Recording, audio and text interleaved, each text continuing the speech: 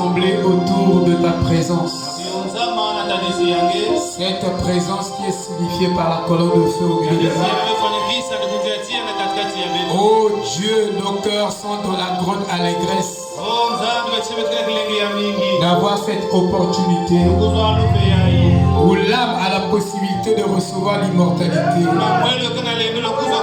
où l'âme a la possibilité de manger de nouveau l'arbre de vie. Alors Seigneur, ce matin nous te disons grand merci pour cette opportunité. Et nous avons foi, Seigneur, que tu nous avais déjà précédés ici. Par des prières, par des cantiques. Et nous t'avons déjà vu, Seigneur. Et nous croyons, Seigneur, que tu feras des grandes choses parmi nous. Dans la simplicité et dans l'humilité. Tu ressusciteras les morts, tant spirituel et physique. Oh Seigneur, nous voulons nous écarter du chemin afin que toi, tu puisses entrer en scène, afin de nous bénir. Enseigne-nous de façon spirituelle, de façon révélée. Communique-nous la foi parfaite, afin que cette foi puisse éroder les pierres dans nos cœurs. Et que, oh Dieu, la même foi parfaite puisse éroder nos cinq sens de la chair. Et que cette foi parfaite puisse nous élever dans les lieux célestes en Christ. Bénis ce peuple de façon particulière. Et enseigne-nous encore et encore. Et que la gloire te revienne. Au nom de Jésus-Christ. Amen. Merci Seigneur.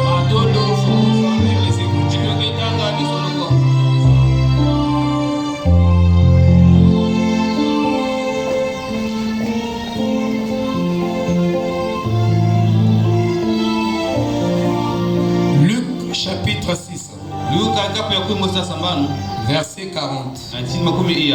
Le disciple n'est pas plus grand que le maître, mais tout disciple qui est équipé par son maître sera comme son maître. Amen. Amen. Romains chapitre 10, verset 13 à 17. Shalom, shalom. Amen. Vous pouvez vous asseoir. Je ne voudrais pas vous fatiguer, parce que le match est encore long. Amen. Alléluia. Amen. Voilà. Comment donc invoqueront-ils celui en qui ils n'ont pas cru? Comment croiront-ils en celui dont ils n'ont pas entendu parler? Et comment en entendront-ils parler s'il n'y a personne qui prêche? Et comment y auront-ils des prédicateurs s'ils ne sont pas envoyés? Selon qu'il est écrit qu'ils sont beaux les pieds de ceux qui annoncent la paix, de ceux qui annoncent de bonnes nouvelles, mais tous n'ont pas obéi à la bonne nouvelle. Aussi Ésaïe dit-il, Seigneur, qui a cru à notre prédication? Ainsi la foi vient de ce qu'on entend, et ce qu'on entend vient de la parole de Christ. Alors nous avons dit, ça c'est le protocole. Dans chaque prédication, il y a un protocole. Et dans ce protocole est défini l'introduction, le développement et la conclusion, la pensée que nous développons dans la prédication. On appelle ça le protocole. Normalement, à chaque révision, à chaque continuité d'un enseignement, il faut réciter toujours le protocole. Ça fera que cela sera ancré dans les cœurs et dans les esprits des gens. Jack, bienvenue. tous les prédicateurs, vous devez rappeler le protocole chaque fois que vous continuez votre enseignement. Ça fera que les pensées centrales que vous êtes en train de développer dans votre tête, en répétant cela, ça produira quelque chose. Ça sera ancré. On appelle ça le protocole. Amen. C'est comme on appelle ça les préliminaires. Il y a des rappels, les prérequis. Merci beaucoup, Papa Sylvain. Donc quand on enseigne, même le naturel typifie le spirituel. Le naturel n'est pas contre le spirituel. Le naturel est le type du spirituel. Si tu ne comprends pas le naturel, tu ne pourras jamais comprendre le spirituel. Donc quand on vient enseigner, on rappelle toujours la leçon précédente. Il faut toujours faire des rappels. Ça c'est la loi de la répétition. Et cette loi fait avancer. Qui doit dire amen. Mais si vous ne rappelez pas, les gens ont tendance à oublier vite. Martin Luther, commentant cette écriture de Romains 10, il a dit ceci. C'est pourquoi j'ai appelé ça le protocole. Quoi qu'ils disent, qu'ils écoutent, ils se vantent en vain, à moins qu'ils n'écoutent des véritables prédicateurs. Sinon vous n'avez pas une chance. Si vous écoutez quelqu'un qui dit la vérité, alors vous avez une chance de vous conformer à la vérité. Mais si quelqu'un prêche l'erreur ou les faussetés, vous n'avez aucune chance. Donc, il dit ici, car écouter de faux prophètes signifie ne pas écouter. Ils écoutent et ils n'écoutent pas. Ils ont des oreilles, mais ils n'écoutent pas, ni ne prêchent la véritable parole de Dieu. Amen. Nous avons dit, il a fait 4 déclarations et nous avons complété une déclaration. Dans tout ce qu'il est en train de dire, il continue de dire, par conséquent, la véritable source et l'origine du salut réside à ce que Dieu envoie une personne. Donc si Dieu n'envoie pas une personne, nous n'avons pas la source du salut. Qui peut dire amen? Donc il faut qu'il y ait un homme envoyé de Dieu pour nous interpréter la parole de Dieu. Il dit, un véritable ministre de la parole. S'il n'envoie aucun, alors ceux qui prêchent des fausseustés. Et leur prédication n'en est pas une du tout. En fait, il serait mieux pour eux de ne pas prêcher. Et aussi, ceux qui écoutent des erreurs. Et il serait mieux pour eux de ne même pas écouter. Il est mieux ne pas écouter une erreur et de rester comme ça. Que d'écouter l'erreur. C'est mieux ne pas écouter. Amen. Amen. Amen. Donc nous devons recevoir les véritables ministères qui viennent de Dieu. Oui, parce que si vous écoutez un trinitaire, dans la bouche du faux prophète sortaient 3 esprits qui étaient comme des esprits de brûlure. Alléluia. Et Fabana me dit, à moins que vous écoutez la pure parole, la vraie division de la parole, vous ne recevrez jamais le vrai baptême. Vraiment jamais. Dans 2 Corinthiens, chapitre 11, ces hommes-là sont de faux apôtres. Ils sont faux parce qu'ils enseignent, parce que ce qu'ils enseignent est faux. Quelqu'un est faux, c'est pas parce que il n'a pas prophétisé, parce qu'il n'a pas chassé les démons. Non. Il est faux parce qu'il a un faux enseignement. Qui peut dire amen? Il enseigne ce qui est contraire à la Bible. Il enseigne ce qui est contraire au message. À ce moment-là, il est faux. Amen. Et Paul les appelle des ouvriers trompeurs ou des ouvriers d'iniquité. Parce qu'ils n'enseignent pas la vérité. Et ils se déguisent en apôtres. Ils sont aussi gentils. Plus que les vrais. Amen. Ils ont des flatteries. Mais ils ont des tromperies. C'est pourquoi venir ici vous flatter. Non. Vous te soucierez au ciel. L'essentiel que vous venez de recevoir du tabernacle. Je le garantis. Que vous faites partie de l'église. Ça, c'est la tromperie. Qui peut dire amen? Amen. Ça, c'est pas le vrai évangile. Ce n'est pas une garantie. Ce n'est pas une garantie. Aux gens, si vous venez chez nous, vous irez au ciel. Ça, c'est le trompe. Amen. Amen. Laissez Dieu envoyer. Ceux-là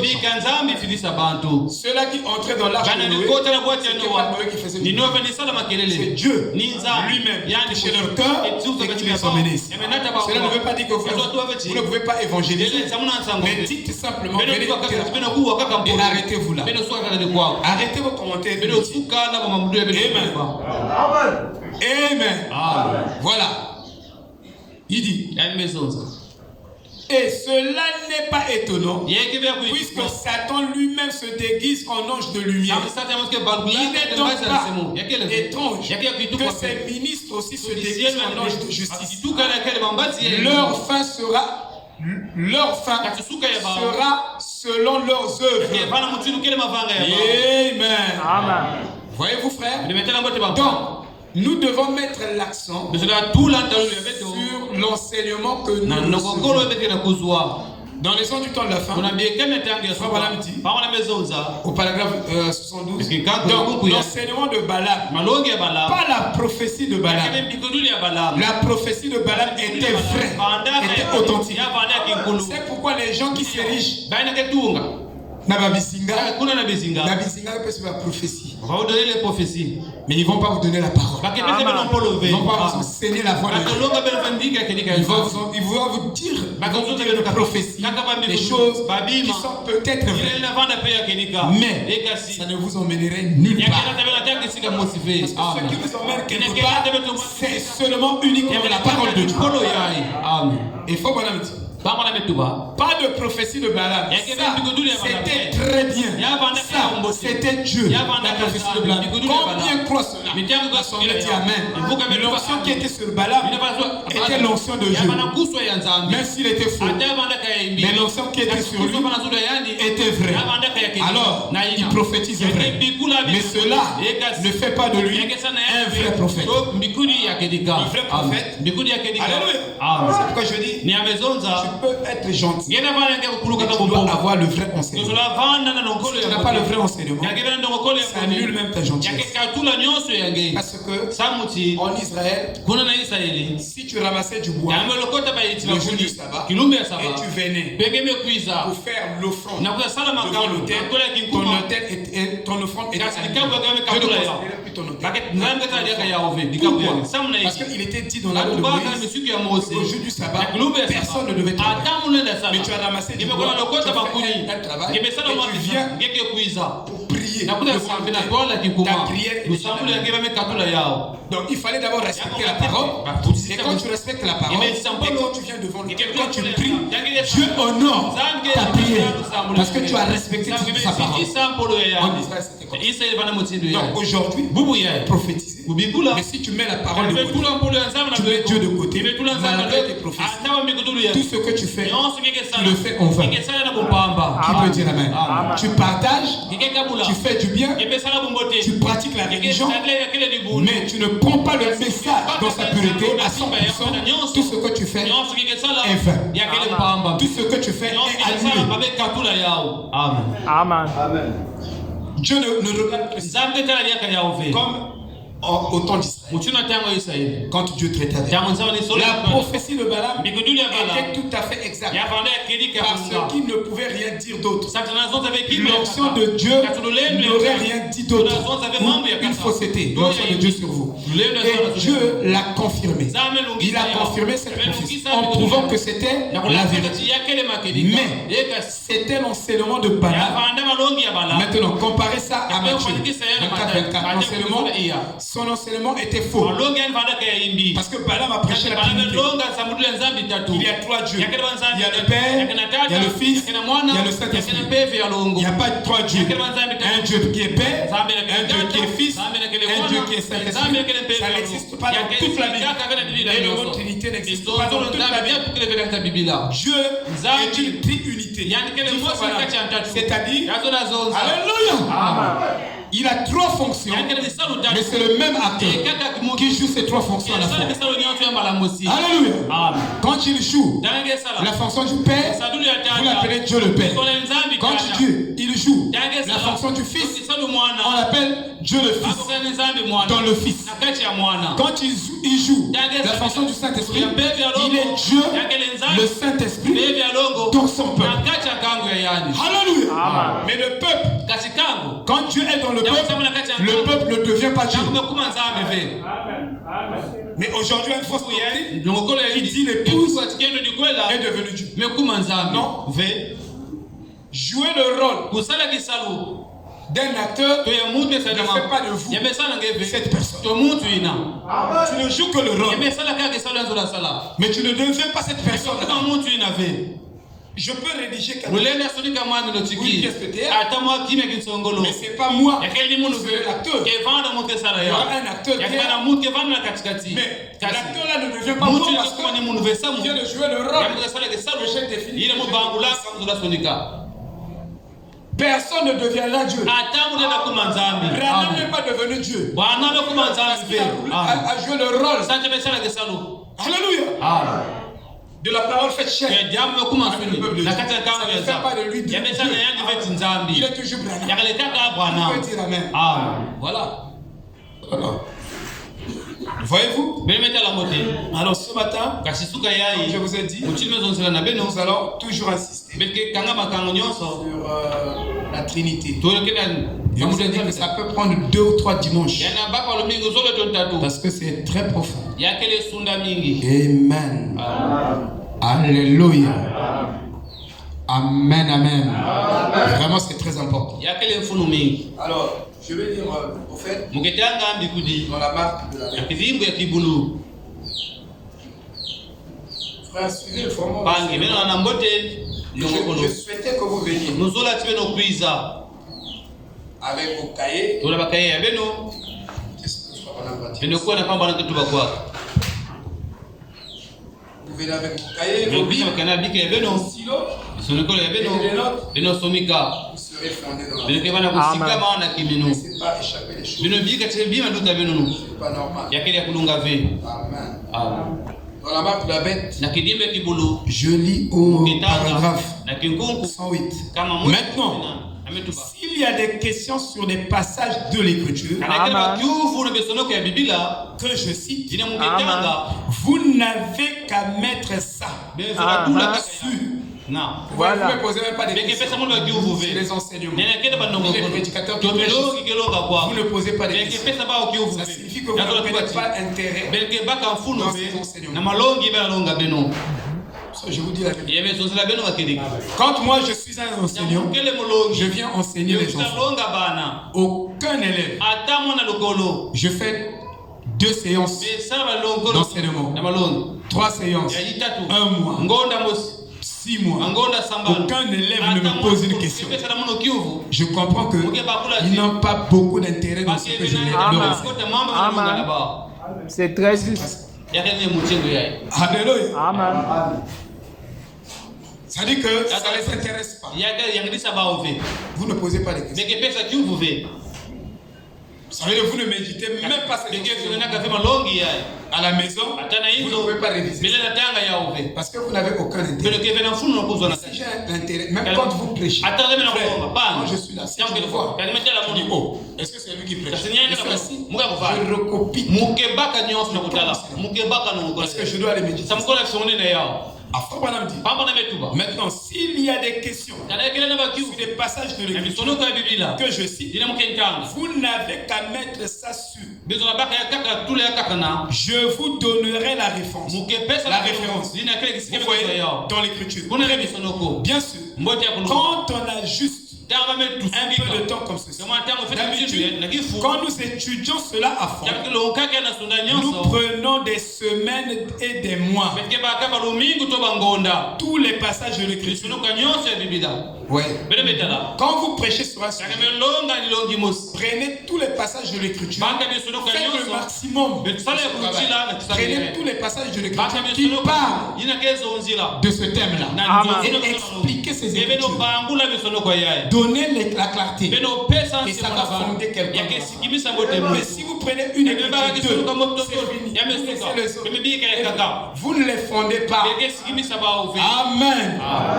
Ils auront des demi-vérités. Ils n'auront pas tout le tableau de ce que vous êtes en train de dire. Efforcez-vous. Alléluia. Vous voyez?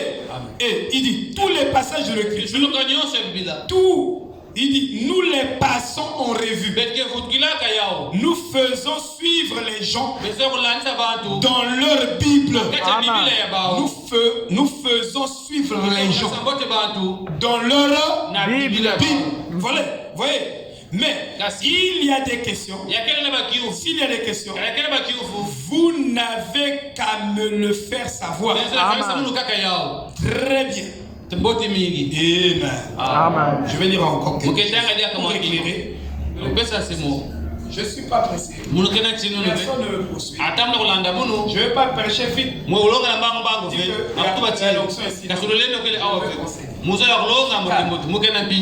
cours pas. Les Écritures. Vous voyez?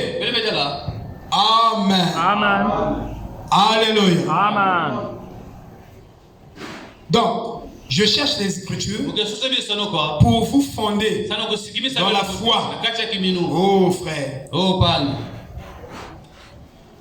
Le prophète était en train de parler du berger d'Orion. Le berger en Orion. Et ce berger-là a entraîné la brebis. De manière, quand il rentre dans un marché, vous savez que la brebis aime manger l'herbe ou les fruits. Mais tellement que la brebis a été bien formée, le berger était en train d'observer le berger qui amenait sa bergerie, donc ses brebis, dans un marché. Mais les brebis qui marchaient à côté des herbes, des légumes qui étaient là, ne bougeaient pas d'un pouce. Regardez à gauche, à droite, ou le piquet, gauche à droite, un fruit. Et ils sont passés outre. Alors quelque chose au-dedans de Frère Branham était en train de lui parler en lui disant que ces brebis connaissaient la voix de leur maître. C'est pourquoi ils ne pouvaient pas suivre la voix d'un étranger. Donc le maître leur avait dit, rien qu'en les éduquant, que quand nous passerons devant les fruits d'autrui, n'y touchez pas. Les légumes d'autrui, n'y touchez pas. Ils étaient comme dressés génétiquement. Et c'est ça la prédestination. Ils étaient comme dressés génétiquement. Alléluia. C'est comme une prédestination. C'est comme s'ils étaient déjà façonnés de manière que quand ils arrivent devant telle situation, ils auront telle réaction positive. Un politicien ne prendra jamais une bonne décision. C'est pas juste, c'est vrai. Si tu es politicien, tu ne peux pas prendre une bonne décision. À moins qu'on fasse de un menteur. En tant que prophète, il a vu ça dans la vie. Amen. Regardez ce que je veux dire. Toujours dans la marque de la bête, au paragraphe 124, il dit: qu'est-ce que le blasphème? C'est se moquer, ridiculiser, parler d'eux. Donc tu peux blasphémer en se moquant, en ridiculisant. Tu ridicules un fils de Dieu, une fille de Dieu. Tu peux aussi blasphémer. Maintenant, regardez bien. Elle avait 7 têtes. Nous avons lu ici. C'est Frère Madame qui lisait Apocalypse 14, 13. Je me tins. Voilà. Sur les sables de la mer. Puis je vis monter de la mer une bête qui avait 10 corps et 7 têtes. Et les 7 têtes, donc sur ces 7 têtes, étaient 10 diadèmes. Sur ces têtes, des noms de blasphème. Donc il y a une église qui blasphème contre Dieu, qui parle en mal de Dieu, qui parle toujours contre ce qui est saint. Il dit: qu'est-ce que le blasphème? C'est se moquer, ridiculiser, parler de.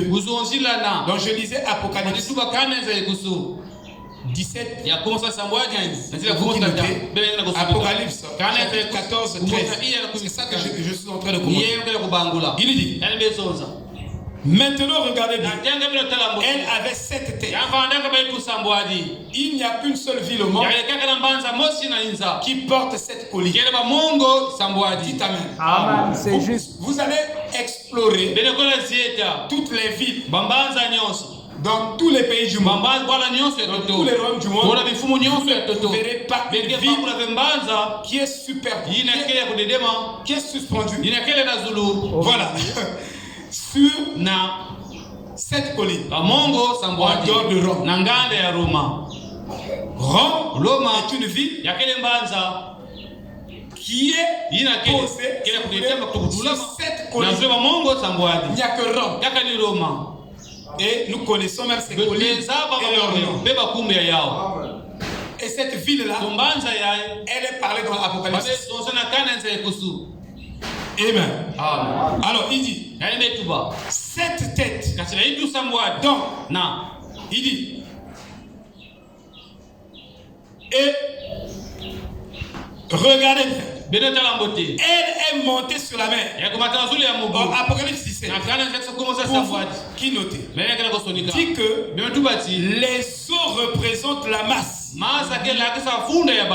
peuples, la foule, une foule de gens. De même, cette bête représente une puissance impie, une puissance de proie monta du milieu des gens. Une puissance impie de proie monta du milieu des gens, et elle se tint sur les sables de la mer. Et je vis la bête.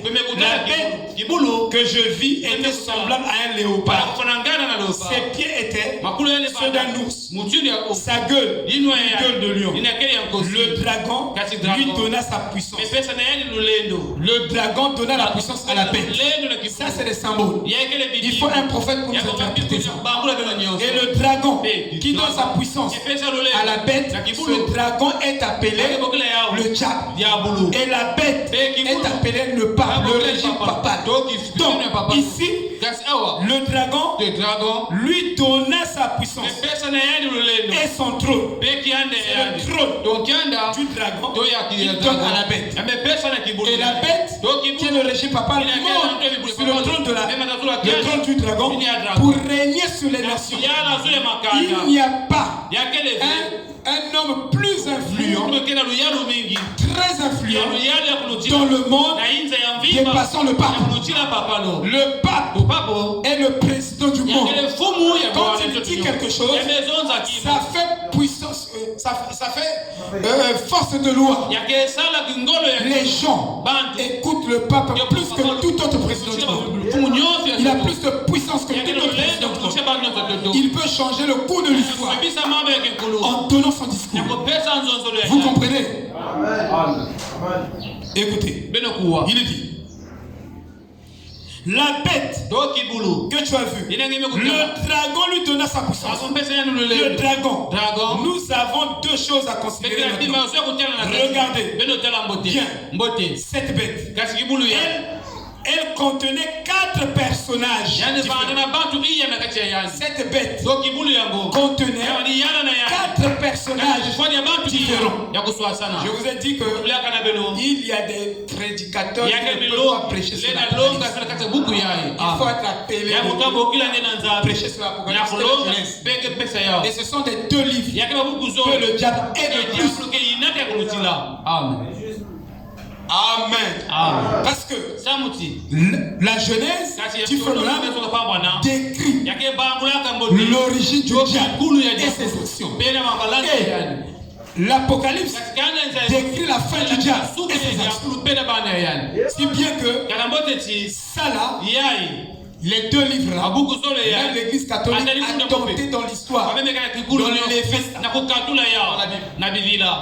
Donc on va avoir une Bible qui n'a pas la Genèse, qui n'a pas l'Apocalypse. Pour voiler les actes. On ne fait là pas que Moïse et l'apôtre Jean ont décrit les actions de Satan. Comment il rentre dans l'église, comment il rentre dans les gens, et il monte sur le trône de l'église, et il est adoré comme un Dieu. C'est là-bas, dans les 2 livres là, qu'il est dévoilé. Amen. Maintenant, si vous ne savez pas ça,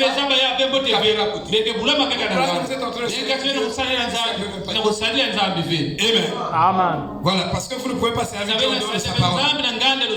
Si, il dit, cette bête contenait 4 personnages avec des symboles comme ça. Si ce n'est pas un prophète, alléluia. Amen. Vous comprenez, non? Si William Branham, le prophète de la Bible, ne vient pas nous détailler la parole, nous appliquer ça, vous n'allez pas comprendre. Vous allez lire.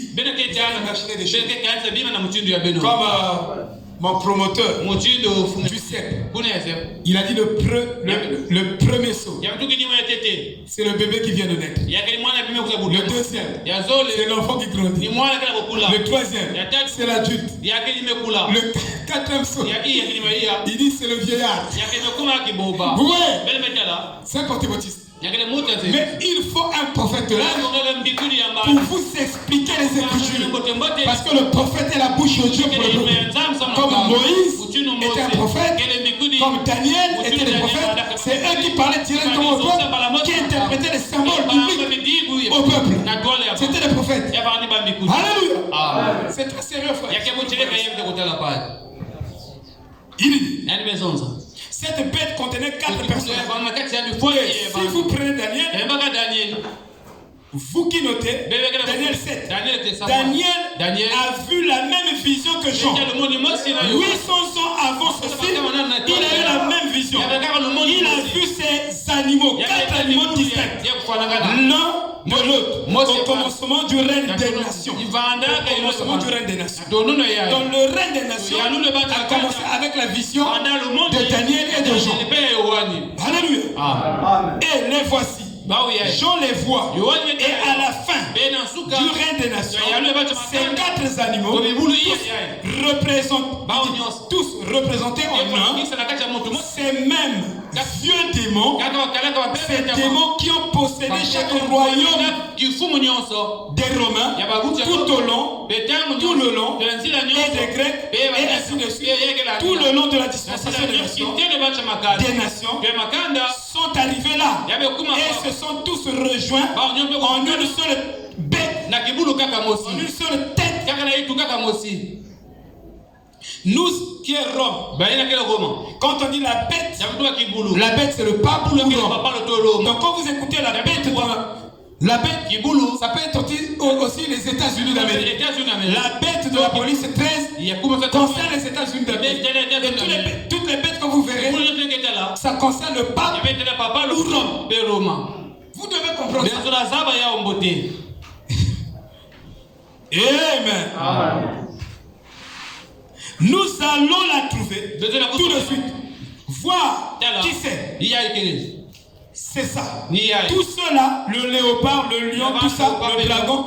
Combien savent ce qu'est le dragon? Le dragon représente Rome.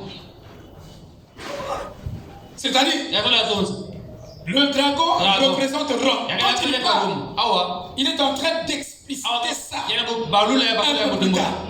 Le dragon représente Rome. C'est-à-dire, le dragon qui est le diable donne sa puissance à Rome. C'est pourquoi il y a du romanisme dans chaque nation. C'est Rome qui domine le monde. Chaque nation est dominée par Rome. Vous voyez même la crucifixion de Jésus. Qui a crucifié Jésus? Ce sont les Romains. Dites Amen. Qui a tué Paul? Les Romains. Il y a du romanisme dans chaque famille. Alléluia.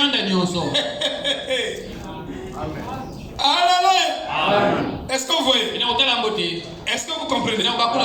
Oh là là. Je vais décortiquer ça. Pour vous. Amen. Au temps de Jésus, il y avait une succession de papes. Quand vous écoutez Hérode, c'était un régime papal. Je vais présenter ça.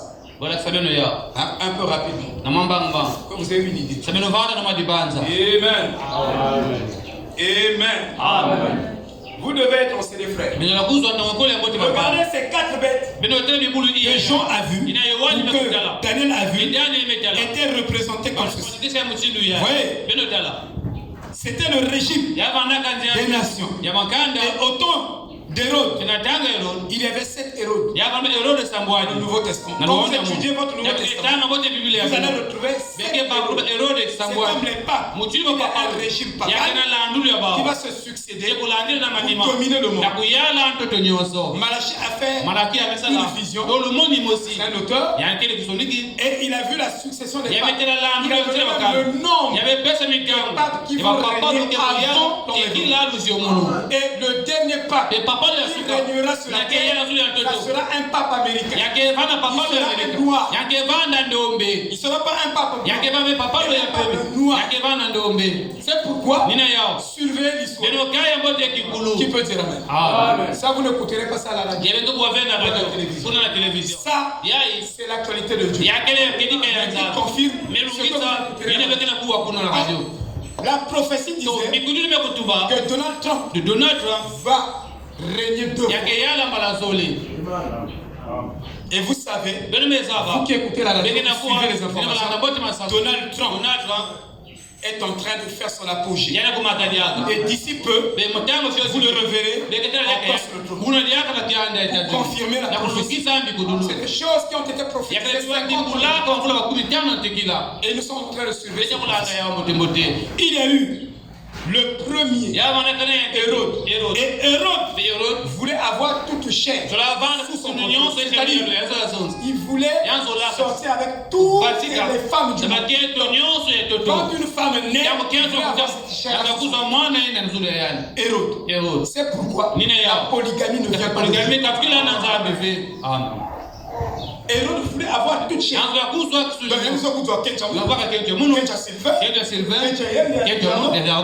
Donc tout est chair. Il voulait une enfant. Vous savez ce que Hérode a fait avec la fille de sa femme? Vous lisez la Bible? Donc, premier Hérode, je vous mets en similitude, en parallèle, le régime d'Hérode avec la succession des papes qui règne domine sur les nations. Premier Hérode. C'était un Hérode, il était un tyran sanguinaire. Deuxième Hérode, appelé. Donc, le premier Hérode était un roi. Le roi Hérode. Et les gens disaient que à Jésus, tu veux usurper l'autorité de l'autre. Toi, tu veux être aussi roi. Tu es en train de troubler le peuple. Tu veux être voté par le peuple. On a écarté Hérode. Deuxième Hérode. C'était Archélos. C'était Hérode. Un Hérode. Son fils, c'était le fils du roi Hérode qui l'a succédé. Vous pouvez lire ça dans Matthieu 2. Troisième Hérode, appelé Hérode Antipas. On l'appelait le tétrarche. Le tétrarche de Galilée. C'est lui qui a tué Jean-Baptiste. Hérode qui a tué Jean-Baptiste. Il est appelé Hérode Antipas. C'est bon. Frère, vous devez avoir. Vous devez être riche dans les choses. Vous devez bien comprendre les choses. C'est pourquoi nous prêchons ici pleinement. Nous prêchons pleinement pour vous donner plus d'arguments sur un seul sujet. Vous avez beaucoup plus. Au lieu d'être borné, une vérité. Non. Vous devez avoir tout. Vous comprenez? Et c'est lui. C'est Hérode Antipas qui tuait Jean-Baptiste. Lui aussi fut tué. Lui aussi fut fils de Hérode le roi. Il y a Hérode Philippe, troisième fils, Marie, l'égale d'Hérodias, en Matthieu 14:3. Hérode Philippe encore, un autre fils mentionné dans Luc 3 et 1. Hérode Agrippa, petit-fils d'Hérode le Grand. Acte 12, verset 1 à 3. Acte 12, verset 23.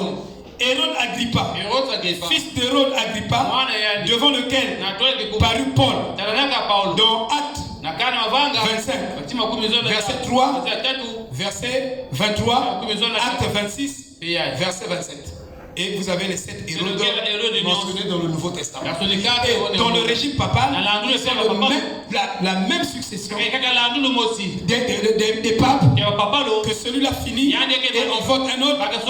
C'est pourquoi on appelle la bête qui monte, qui descend, la bête qui monte, qui descend. Amen. Amen. Vous devez avoir tout ce tableau. C'est très important. J'ai besoin de... Ça est dans le...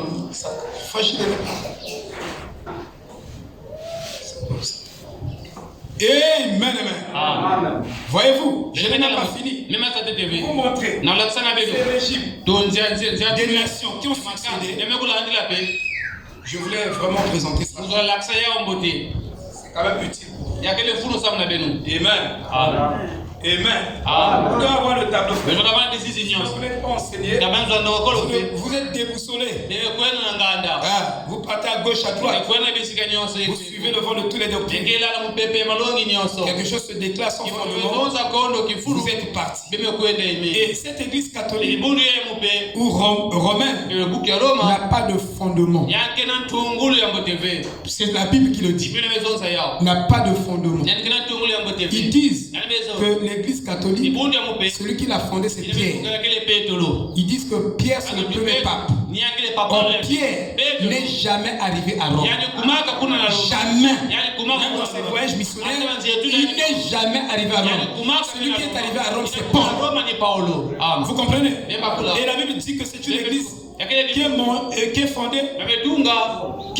qui est fondée sur des mensonges. Et c'est pourquoi le prophète pouvait prêcher Rome et l'église.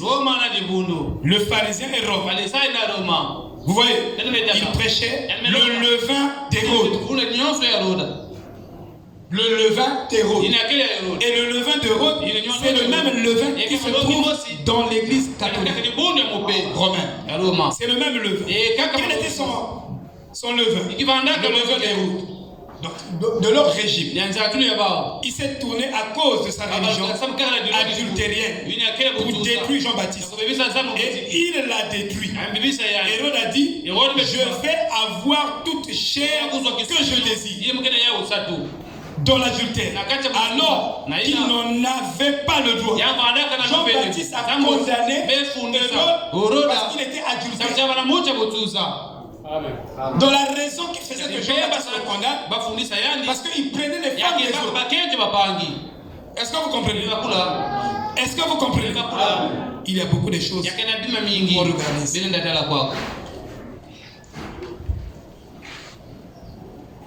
Tu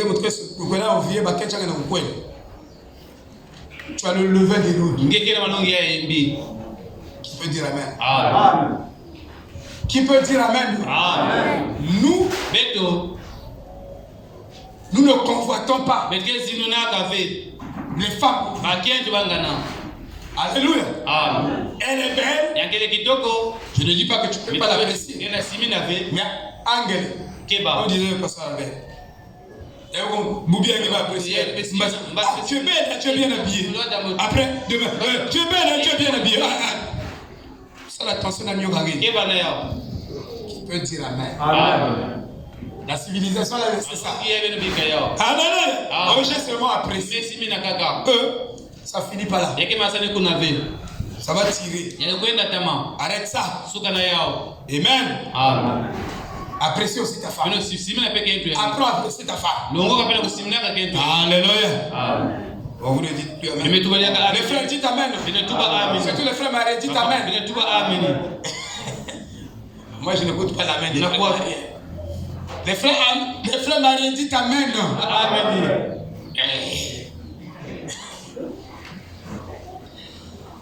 Ah, si je savais, j'étais trop précis. J'ai fait le choix là. Tu n'as pas fait le choix là. Amen. Amen. C'est la vérité. Ah, voilà. Quand Daniel est en train de voir la vision du roi Nebuchadnezzar, il a vu une statue. Et la statue là avait une tête. Mais la tête là était une tête d'or qui représentait le lion comme un animal. La poitrine de la statue, la poitrine et les bras représentaient l'ours, la couleur de l'ours. Le ventre et les cuisses de la statue étaient en grain. Et ça représentait la couleur du léopard. Les pieds. Il y avait une partie du pied ou des pieds étaient en argile et une partie était en fer. Ça représentait les frontables. Alors, ces animaux-là, ces quatre animaux, ces quatre personnages, ces quatre personnages représentaient quatre royaumes des nations qui devaient défiler sur la terre. Et le premier empire des nations était Babylone. Deuxième empire, l'empire des Médos et des Perses. Troisième, c'était la Grèce. Quatrième, c'était Rome païenne et Rome papale. Et les protestants.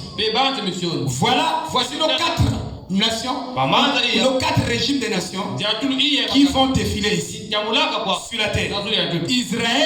Israël ne sera pas compté parmi les quatre animaux. Dites amen. Il n'est jamais dit quelque part que Israël va régner sur le monde. Non. Il n'y a pas ça, ni dans la Bible, ni dans l'histoire, une prophétie qui nous dit que Israël régnera sur les nations. Mais il est dit que Babylone, Rome, régnera sur les nations. Les Médos et les Perses régneront sur les nations, ainsi de suite. Et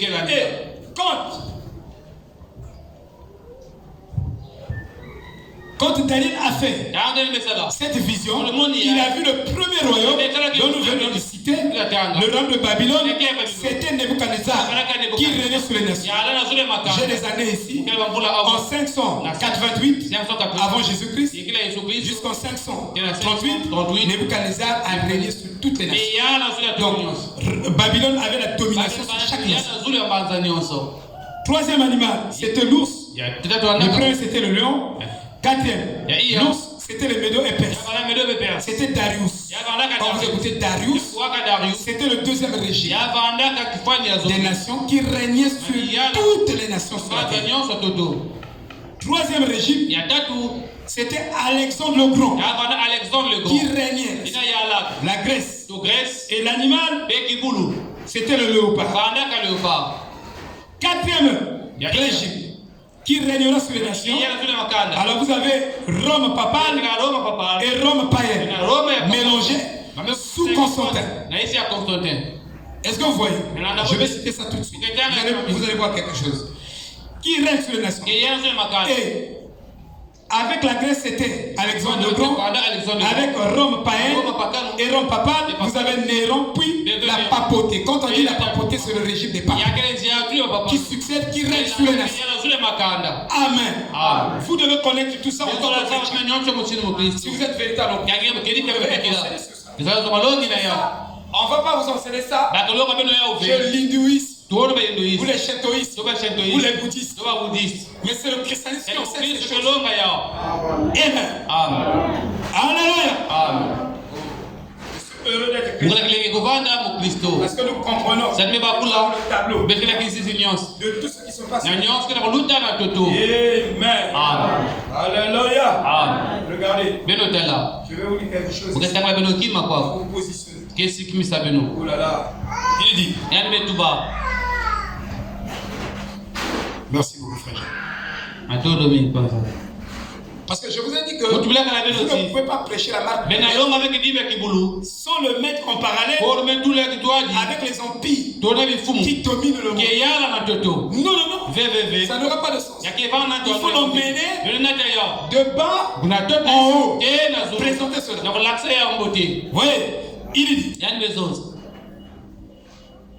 la marque de la bête au paragraphe 64. Or, il a promis pour le monde occidental, nous sommes le monde occidental, il a promis. Le soleil se lève à l'est au début de la dispensation de la grâce. Et maintenant, le soleil se couche à l'ouest sur les occidentaux. Nous sommes les occidentaux. Frère Branham donne 3 coups sur la chair. Et il a promis qu'il y aura un réveil et que la lumière paraîtra au temps du soir. Nous y sommes. Il dit, la lumière brille et les ténèbres ne l'ont point reçue. C'est ça. Les hommes aiment les mauvaises actions plus qu'ils n'aiment les bonnes actions. Il dit, mais il va bientôt disparaître à l'horizon. Là-bas.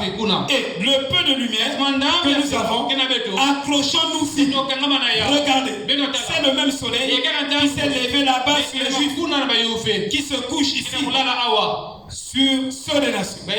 Donc le même Jésus qui a commencé à prêcher les mêmes apôtres, le même évangile se retrouve ici à l'Orient, qui a commencé en Orient. Donc ce que nous prêchons aujourd'hui en Occident, c'est ce qui a été prêché en Orient. Amen. Vous tous ici, nous devons connaître ces choses en tant que chrétien. Vous voyez? Maintenant il dit, il s'est levé là-bas sur les Juifs et se couche ici sur les nations. Vous voyez? Il dit, ils ont eu ceci et cela, et des organisations et des dispensations, et ceci et cela. Et les gens ne savent pas où ils en sont. Les gens ne savent pas où ils en sont. Ça, vous ne direz pas ça dans une dénomination. Les enseignements que je vous donne, vous ne direz pas ça. Il n'y a pas moyen, parce que c'est une parole prophétique. Sur la marque de la bête. Il faut un prophète pour interpréter la marque de la bête. Vous n'écouterez pas ça dans d'autres congrès. Lisez vos livres. Allez chercher un livre qui parle de ces choses. Il dit, mais la Bible promet, pas un autre livre, mais la Bible promet, Dieu a promis par le prophète que vers le soir, la lumière paraîtra. La lumière paraîtra au temps du soir. Je crois que nous y sommes. Le soleil se couche. Toute la nature soupire, prie pour que ce jour vienne. Si vous êtes malade, vous allez apprécier la santé. Quelqu'un ne peut pas apprécier la bonne santé s'il ne tombe pas malade. Tu n'es jamais tombé malade. Comment tu vas apprécier le fait d'être en bonne santé? Tombe d'abord un jour malade. Oh, j'étais malade. Il y a maladie. Hein? Il y a maladie. Il y a des maladies où tu vas construire. On ne connaît pas le nom de ce maladie. Et en ce moment-là, tu vas chercher Jéhovah Rapha. Tu sauras que ici, advienne que pourra mourir ou vivre, c'est Christ. Tu n'es pas encore tombé malade. Juste le mot. Hein? Que tu aies le cancer autour de foi. Tu prends les choses à la légère parce que tu n'es pas encore tombé dans un frère. Tu blagues avec Dieu. Mais un jour, frère Branham me dit que l'épouse au temps de la femme deviendra très sérieuse. Il dit Dieu va aider l'épouse à être sérieuse par la pression. Dieu va envoyer la pression. Et cette pression va contraindre l'épouse à être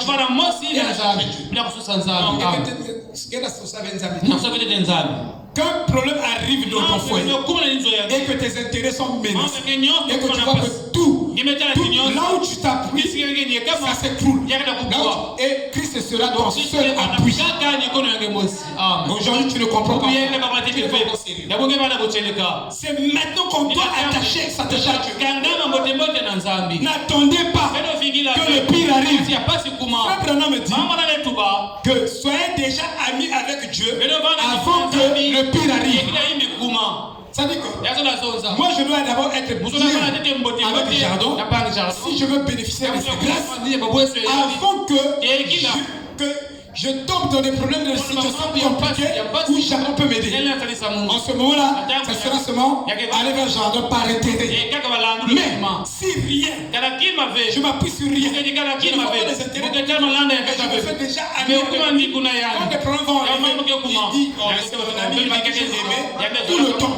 C'est comme ça que nous devons nous aimer les uns les autres. C'est comme ça qu'on doit aimer Dieu. N'attendez pas que le pire arrive, ou le médecin, où tu t'appuyais, ou le pasteur où tu t'appuyais, ou l'église où tu t'appuyais, s'écroule. Tu t'appuies, ça s'écroule. Attachez-vous à Dieu. Aimez Dieu. N'attendez pas si longtemps. Alléluia. Il est plus tard que le monde ne le pense. Amen.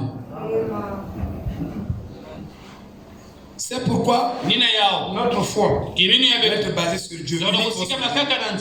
Parce que l'homme est faillible. L'église est faillible. Le pasteur est faillible. Le monde est faillible. Qui peut dire amen à ça? C'est la parole. Il nous dit.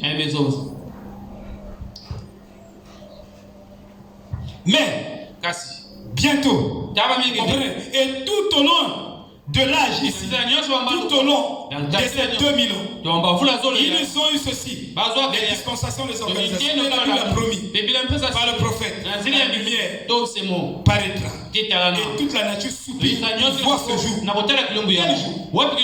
Où les fils de Dieu seront manifestés. Qui sera manifesté? C'est l'homme qui a gravé Dieu.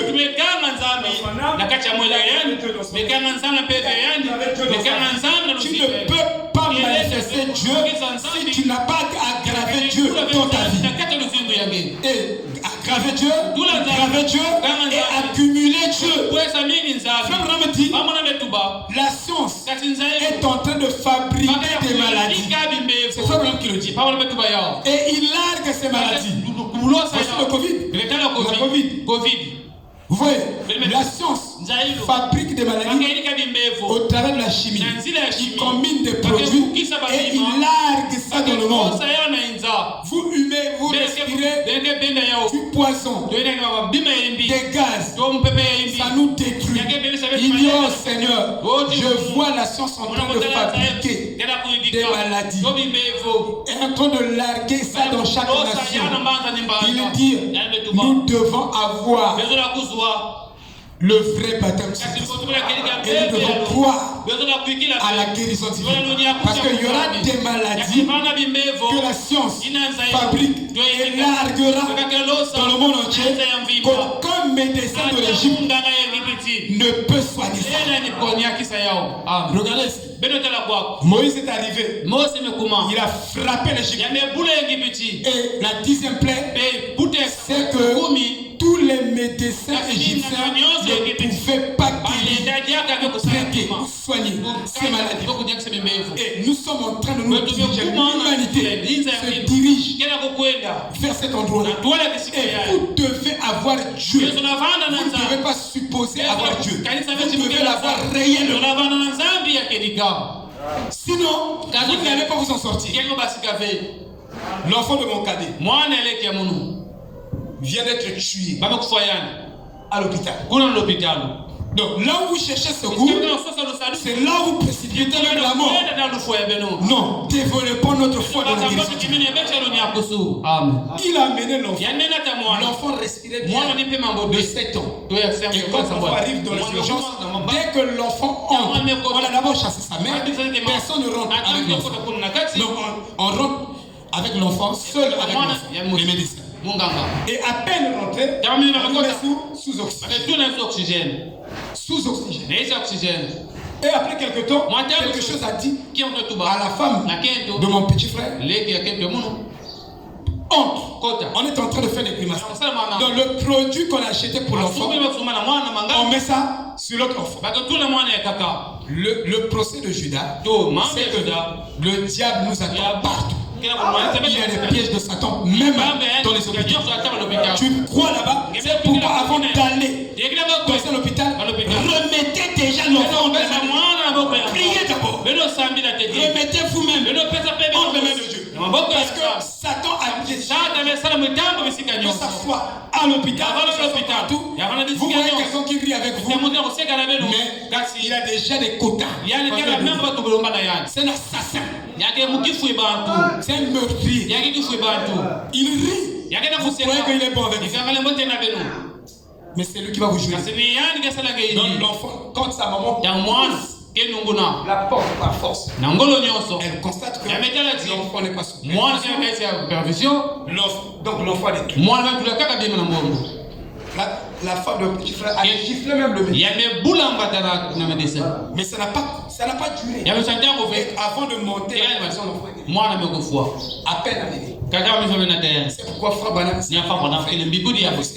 j'ai dit, nous devons croire à la guérison divine et nous devons avoir le vrai baptême pour s'échapper à tout ça.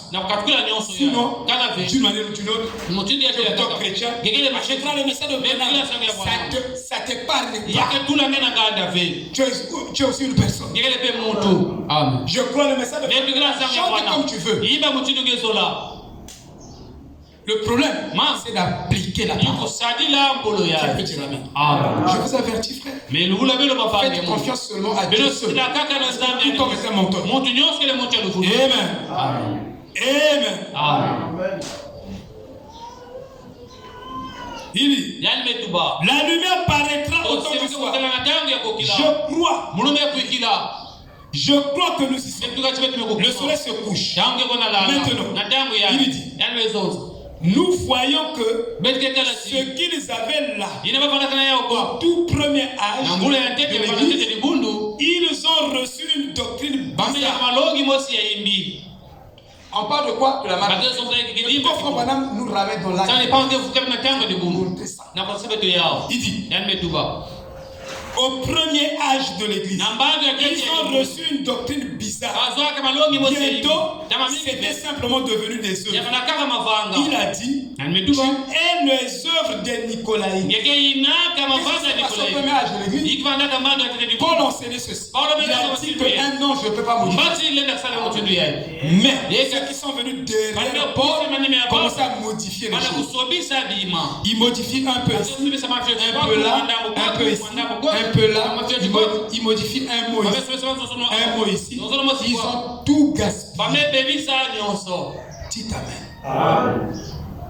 Nous devons garder la Bible dans sa pureté. Si tu as une pensée sur un sujet, sur cette pensée, la Bible dit autre chose. Sacrifie ta pensée. Parce que les bonnes intentions ne signifient pas Dieu. Et même dans une église, le Nicolaïte ne va rentrer. Si on vient, le pasteur, on peut faire ceci. Tout ce que vous voulez faire, ça doit être là. Qui peut dire Amen? Si c'est vous-même, si ce n'est pas la parole, alors le nicolaïsme entrera ici. Comme le nicolaïsme est rentré dans l'église. Ça doit être strictement la parole. Sinon, vous avez des risques de recevoir la doctrine de Satan. Et c'est comme ça que la marque la bête. Qui peut dire Amen? Oh, c'est bien, nous allons faire ceci. Nous allons faire ceci. On va faire ceci. On fait seulement comme ça. On simplifie les choses. Non, la parole, on ne simplifie rien. Dans la parole, Jonas lui a dit, va à Ninive. Il dit non, au lieu d'aller prêcher, c'est pas la même chose. Quand Dieu dit quelque chose, nous devons le respecter à 100%. Et à la lettre. Si nous faisons le contraire, Frère Branham dit un seul mot ajouté sur le royaume de Satan. Un seul mot retranché sur le royaume de Satan. Ne soyez pas dans le kimuntu, dans le bon sens. Non. Le nouveau chariot que David avait mis, avait dit que lâche peut être. Donc Dieu a dit que lâche ne peut être transporté que sur les épaules des Lévites. Bon, David avec son bon sens, avec ses conseils, Dieu dit non, mais ça sera un nouveau chariot. Ça fait rien, c'est la même chose. On sera de partir en Israël. Et Dieu a frappé Uza à cause du fait que l'arche devait être sur les épaules des Lévites. Donc, avec Dieu, ni moi, ni toi, nous devons respecter ce que Dieu a prescrit. Si on fait le contraire, pendant que nous sommes en train d'aider Dieu, Dieu on l'aide pas. C'est pourquoi ici nous avons prêché, le Jack bienvenu, rendre un service de Dieu en dehors, rendre un service à Dieu en dehors de sa volonté. C'est-à-dire, si Dieu dit, ça doit être par un pasteur. Et si vous prenez quelqu'un d'autre en dehors du pasteur qui fait ce travail-là, vous avez rendu un service à Dieu en dehors de sa volonté. C'est ce que ça signifie. Donc, rendre un service en dehors de sa volonté, c'est qui? C'est une prédication. Vous pouvez dire qui peut rendre un service à Dieu en dehors de sa volonté. C'est ça.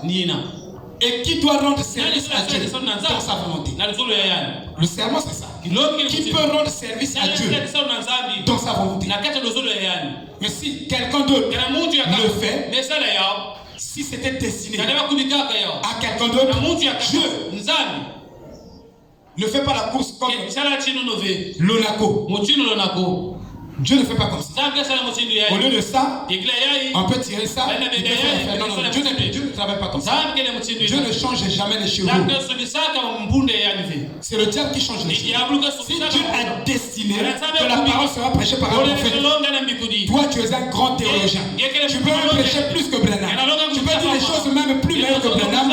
Dieu te condamne. Dieu travaille. Si que le travail doit être fait par Sylvain. Si moi plaît, puisque je peux faire ça, Dieu me condamne. Il dit que tu as rendu service en dehors de ma volonté. Vous savez, l'hiver on l'appelait deuxième Branham au Canada. Parce qu'il avait le discernement. Il savait comment ça fonctionne.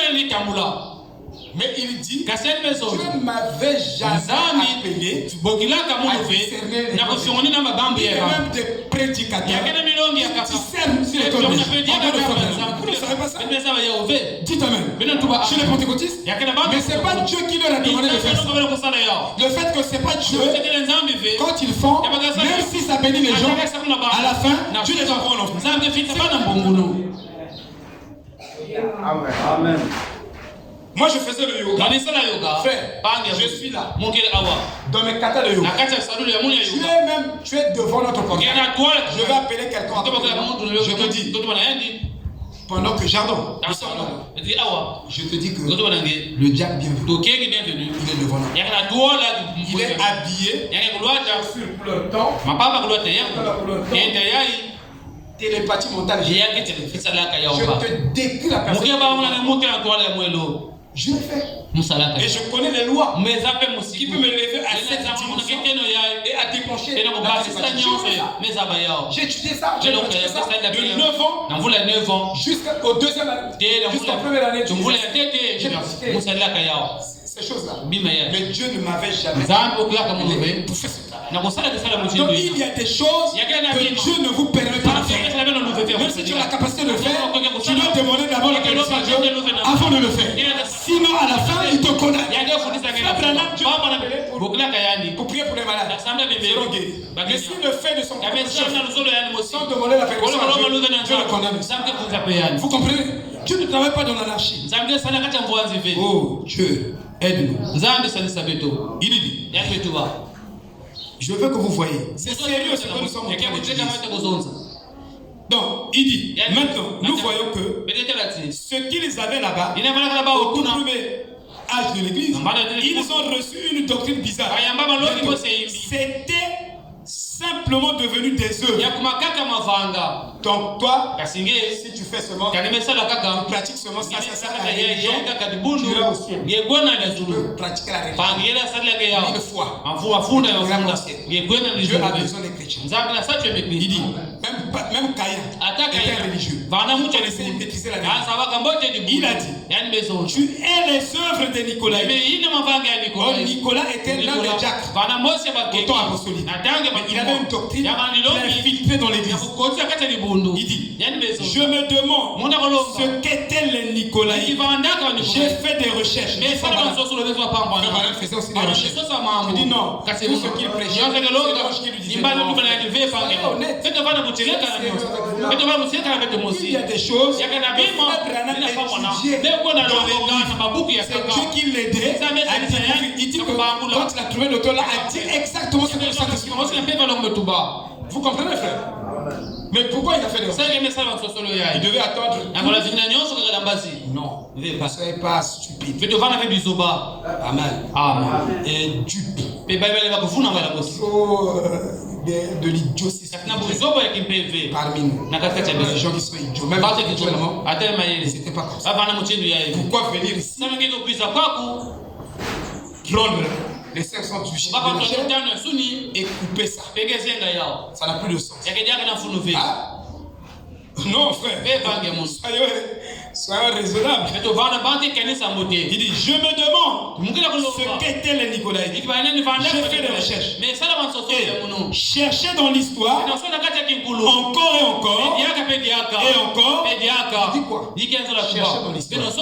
Au moyen des meilleurs commentaires que j'ai pu trouver, et personne ne sait, à moins que ce soit une doctrine commencée par un homme. Donc, une doctrine commencée par l'homme qui rentre au milieu de nous, qui s'infiltre parmi les gens. Mais on considère ça comme la parole. Non, ce n'est pas la parole. C'est la doctrine d'un homme. C'est pas la doctrine de Dieu. Donc, ce que je viens de dire, vous devez étudier ça. Vous devez être sûr que c'est pas la doctrine d'un homme. Parce que frère, si c'est la doctrine d'un homme, j'ai condensé 1000 expressions. Je peux vous montrer un dictionnaire des expressions. Mais ça ne veut rien dire pour le salut de vos âmes. Ça ne vous aidera. C'est des pensées philosophiques que j'ai conceptionnées, des pensées poétiques et des mots que j'ai inventés, mais ça n'a rien à voir avec le salut de vos âmes. Vous prêchez des mots compliqués, ça ne vous aidera pas. Ça, c'est bon pour Je suis un poète. Ça vous dit kizonzi. Les grimaces là. Mais la salle Mais ici là, c'est la parole. Il y a quelqu'un pour les Tu peux dire amen. Je viens ici, je dois prêcher la parole. Je dois mettre ces choses de côté. Je ne cite même pas ça. Je veux dire la vérité. Je ne cite pas. Je dis gloire à Dieu. Tu as donné cette capacité. Tel ou tel château. Et c'est normal. Mais c'est la parole. Il dit, c'était des œuvres en premier lieu. Mais les œuvres ne sont pas forcément la parole. Ça doit être baissé par la parole.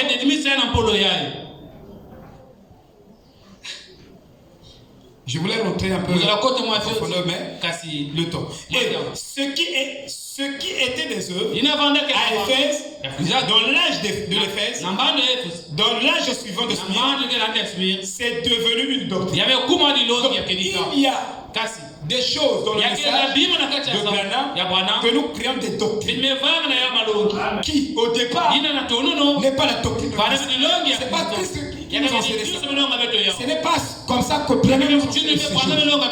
Mais nous adoptons ça comme doctrine. Donc, nous devons écouter la bonne à l'église. Mais nous sommes différentes églises. Et le courant peut partir aussi. Bon, si le courant part, vous n'avez pas le moteur, vous allez faire quoi? Vous allez attendre, vous fermer. Mais Dieu a choisi non pas une machine.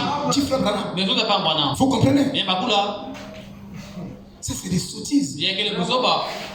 Et chaque église a son âge. Donc, ce que j'écoute ici, ça doit être écouté dans telle église, dans telle église. Chaque église a son âge. Nous n'avons pas tous le même âge.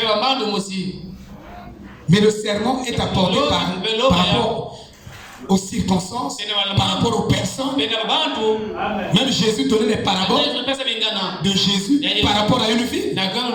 Mais s'il arrive dans telle ville, il ne dit pas la parabole et il change de parabole. Donc vous êtes même anti-biblique. Parce que ce n'est pas ce que la Bible enseigne. Ce que vous donnez, ce sont des œuvres de l'Église. Et ça devient une doctrine. On impose ça aux gens.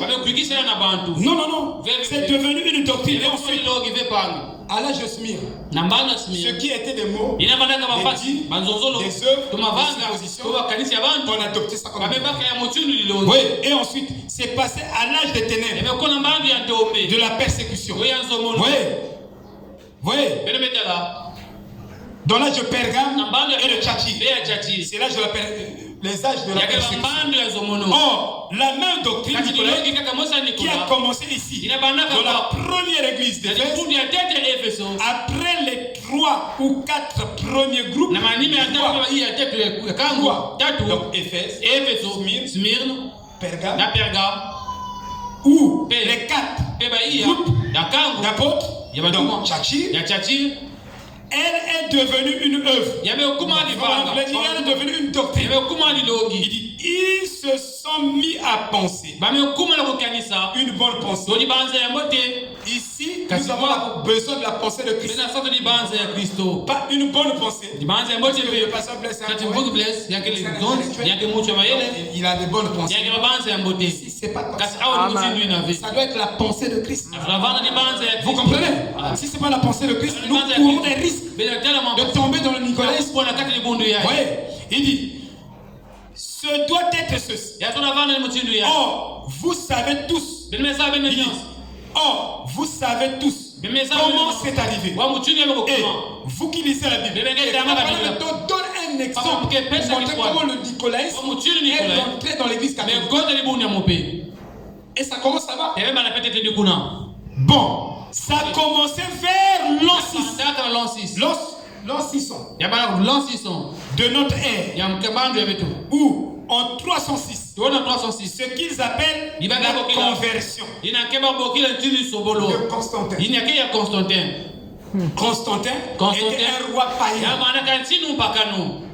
Il demande aux chrétiens, moi je veux aller conquérir tel territoire. Quand j'irai là-bas, vous montez sur le montagne. Que Dieu me donne la victoire. Si me donne la victoire, je prendrai une grosse boîte de Eucharistie. Je vais planter ça. devant l'église Saint-Marie ou Sainte-Marie. C'est comme ça que c'est vrai. Donc, il voulait unir la politique et la religion. Dieu ne se mélange pas avec la politique. Vous comprenez? Vous ne pouvez pas prendre la politique et vous mélanger avec la religion. C'est comme l'huile et l'eau. C'est immixable. Les chimistes disent ça. Comprenez-moi le mot. Non miscible. Voilà, Jack bienvenue. C'est non miscible. Voilà, ça ne peut pas. Vous ne pouvez pas mélanger. Et la politique et la religion. C'est non miscible. J'ai utilisé le mot. Vous comprenez? Ça ne marchera pas. Il ne s'est jamais converti. Constantin. Un type qui fait les choses sales que cet homme a fait n'est pas converti. Quelles sont les choses sales? Parce qu'il y a des choses qui sont non converties. Oui. C'est vrai. La seule chose, un temps soit peu religieuse, qu'il ait jamais fait, c'est qu'il a posé une croix sur l'église Sainte-Sophie. C'est tout ce que le religieux peut faire. J'ai toujours prié que mon petit frère Mpika, qui n'ait pas la vie de Constantin. Parce que les noms servent. Que Dieu, je prie pour lui, que Dieu lui délivre de la vie de Constantin. Presley Elvis, c'est lui qui a introduit les mauvais rythmes, le bougie-bougie, toutes ces choses-là dans la musique. Et Presley était un pentecôtiste qui mourait avec les femmes, qui dormait avec ça.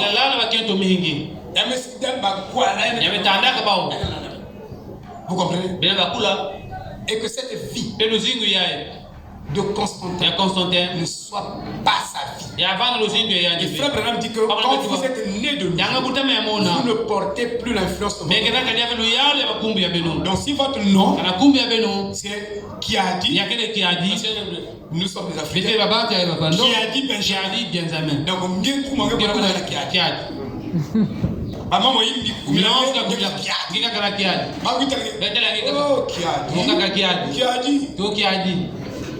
devez prier pour la nouvelle.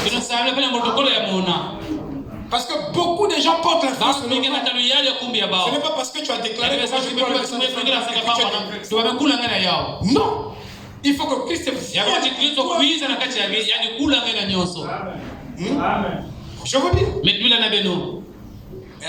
Mampas.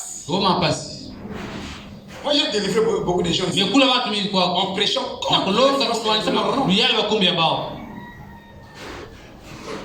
on disait Mampas. J'ai dit non. Moi je change. Il s'appelle pas Mampas, il s'appelle Bonheur. Il faut voir maintenant la suite. C'est Paul qui dit à Barnabé, il ne faut plus m'appeler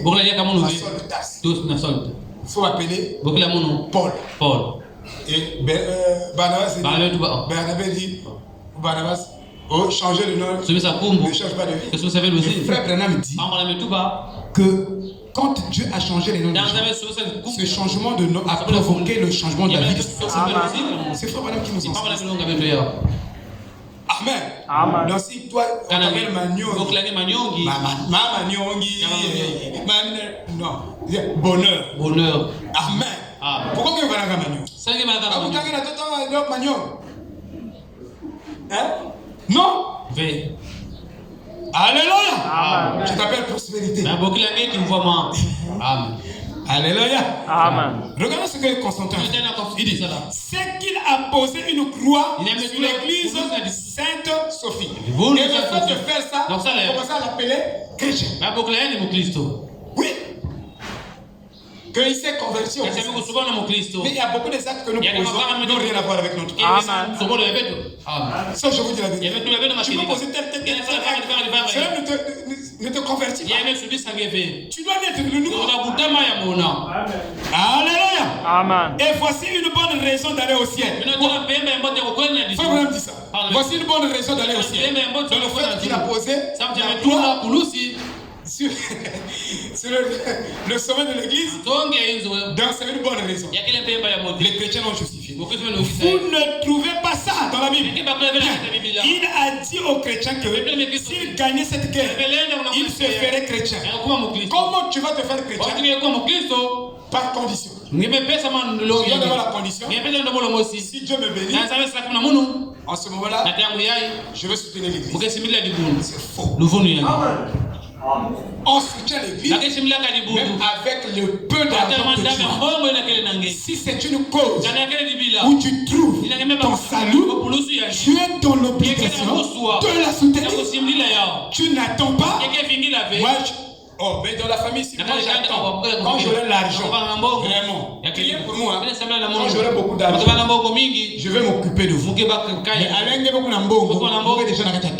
occupe-toi de moi. Tu vois, bien plus améliorer, autant bien, on va mettre maintenant, on va laisser, parce que ça là, les mecs sont foutus. J'importe même les carreaux. Tout les attend. Ça là, continue. C'est maintenant, avec les 100 francs là, tu prends 5 francs, tu t'occupes des gens. C'est comme ça. Il y a eu quelqu'un, il avait un ami qui venait de commencer les affaires dans les mines. L'ami là a dit que calme-toi. Il dit, vraiment nous sommes en train de souffrir ici. Il dit à l'ami là, non, attends seulement. Dans quelques mois là, nous allons vendre les mines. Nous sommes en train d'explorer les mines. Et dès que ça va sortir, on va vendre. Déjà, 2000, ça va nous rapporter 2 milliards. L'ami là l'a dit. C'est vrai. Pas promesse. Ça va battre. Pas promesse. Tu vas vieillir avec les promesses des gens. Tu ne dois pas vivre avec les promesses. Tu peux dire. Non! Je ne suis pas quelqu'un qui dit non, moi on m'a promis. Moi on m'a promis. Non. C'est un théoricien. Celui qui t'a promis là, c'est un théoricien. S'il veut, qu'il commence maintenant. L'ami l'a dit, mon cher, je sais que tu es un grand homme d'affaires et tes mines vont donner. Mais maintenant là, donne-moi d'abord 10 000. Je ne sais pas si les mines. Il dit donne-moi d'abord les 10 000 là, moi j'ai un problème à résoudre. Parce que je ne sais pas si les mines là, au fond de son cœur, pour ne pas décourager, je ne sais pas si les mines là vont donner ou pas. Mais pour l'instant, moi j'ai d'abord un problème réel.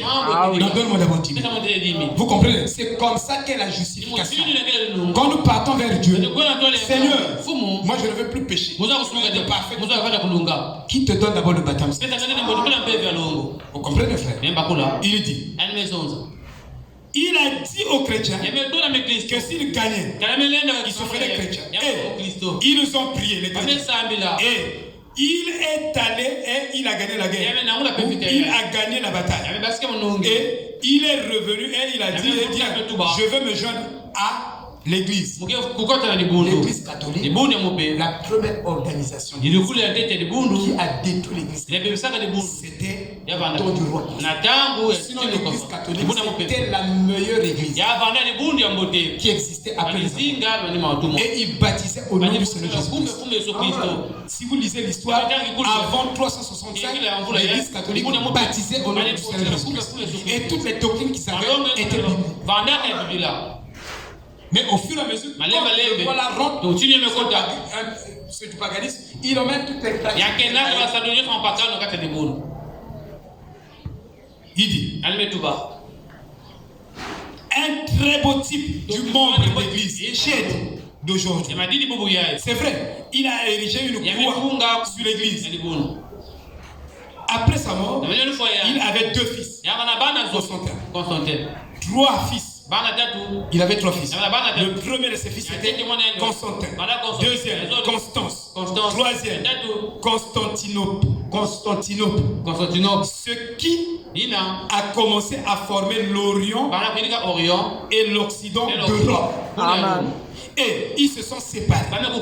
Et là, Ensuite, c'est devenu l'empire ottoman. Vers cette époque-là. Et puis, vers le deuxième groupe, il dit, ou le troisième, quatrième groupe d'apôtres, et puis, bien vite, ils ont commencé à se faire des histoires entre eux et se sont séparés par un petit isthme. Donc nos séparations parlent seulement d'un petit isthme. Les petits isthmes là, c'est que nous créons comme ça. Et nombreux donc des gens dans le message utilisent le message comme un bouc émissaire. Le nom du prophète Branham comme un bouc émissaire. Au départ, ils ne croient pas, ils ne sont pas un avec l'enseignement. Vous comprenez? Mais vous verrez que il y a des groupes ici. Et, attendez, je vais vous montrer la série ici et puis je vais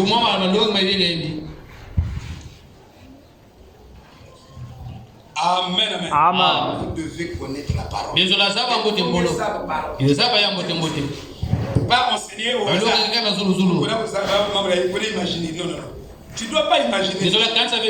Tu dois prendre directement la parole. La parole, c'est pas ça. Qui peut dire amen? Qui peut dire amen?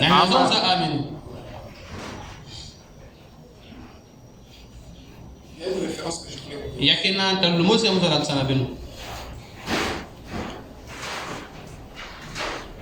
Voilà. Et depuis lors, vous verrez que donc, bon, ce Nicolaïte était devenu une doctrine. Et ensuite, c'est devenu une persécution. Maintenant, le voici qui apparaît ici dans les derniers jours. Quel jour? Qu'est-ce qui apparaît? Le Nicolaïte.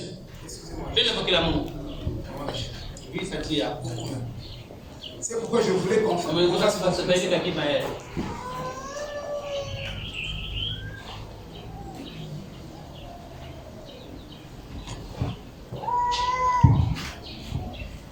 Il dit. Et ensuite, c'est devenu une persécution. Maintenant, le voici qui apparaît ici dans les derniers jours. Ensuite, ça a été l'oasis tout au long de l'âge des ténèbres et de la persécution. Entendu, bien entendu, Pergame et Tchatchi. Ensuite, il y a eu une petite baisse avec la petite réforme qui était Martin Luther. Martin Luther a protesté contre l'Église catholique. En effet, il est allé là et il a pris ce pain de communion.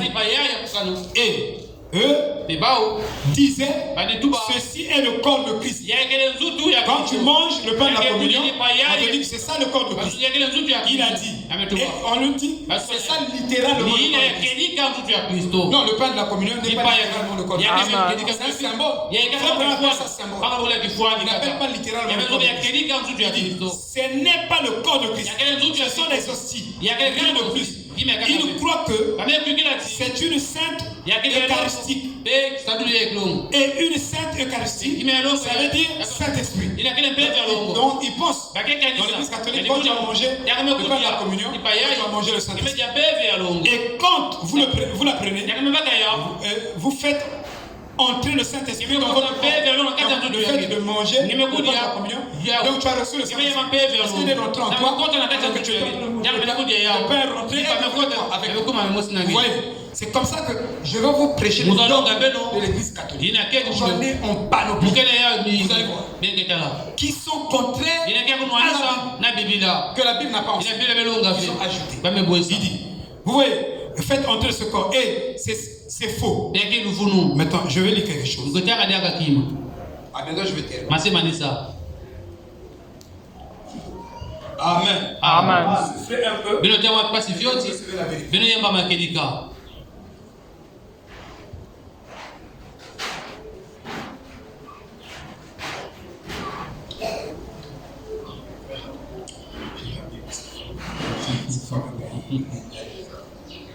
C'est fort. Vous voyez? Et beaucoup de congrégations dans des mouvements qui sont venus dans le monde.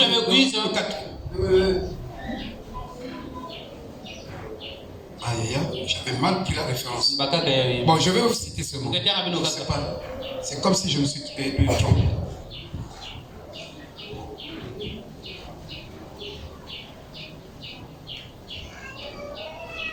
Donc il y a un groupe qui disent que Jésus a été baptisé la face contre haut, pas la face en regardant au ciel. Ça c'est des pratiques. Donc on baptise les gens au nom du Père, du Fils et du Saint-Esprit en prenant donc en baptême. Si toi tu as été baptisé comme ça, en plongeant comme ça, tu as un faux baptême. Et vous qui avez été baptisé comme ça, vous n'avez pas la même doctrine, donc on se sépare. Et c'est là où vient les séparations. Et dans ce message, les gens pensent que moi, pour vivre la parole, je dois me débarrasser de tel pasteur, de telle église. Dans ce message, ça, on appelle ça les ismes. Shalom. Shalom, shalom.